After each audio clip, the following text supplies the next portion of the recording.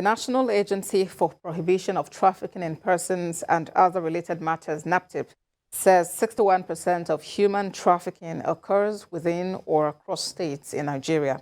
Director General of NAPTIP, Fatima Waziri-Azi, disclosed this at a forum in Abuja, where it also emerged that traffickers are increasingly using the internet as a tool. Sifo Nisien tells us more.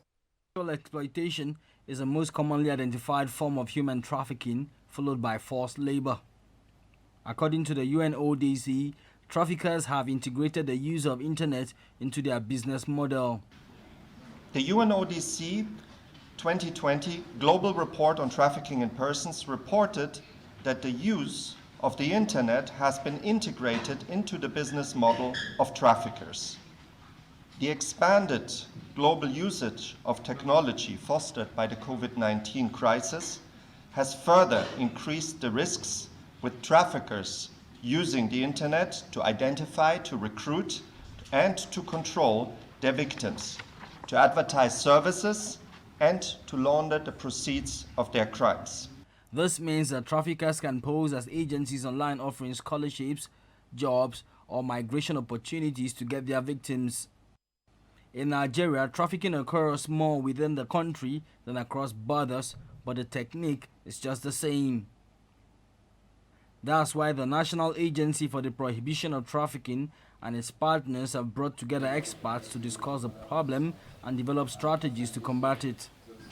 According to NAPTIP statistics from 2019 to 2022, analysis show that 61% of human trafficking in Nigeria happens internally, that is, within the state and across state lines, and 39% happens across our borders. Clearly, we have a national crisis on our hands. The boot camp is also meant to improve coordination among experts. Human trafficking is a serious human rights violation which thrives on exploiting human beings for profit.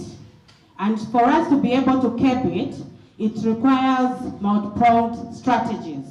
And the issue of coordination is one such strategy. This is the first nationally coordinated effort this year by NAPTIP to forge an inclusive approach in combating the menace. And it is optimistic that despite the enormity of the problem, efforts in curbing it are in the right direction. Sifo Nisien, TVC News, Abuja.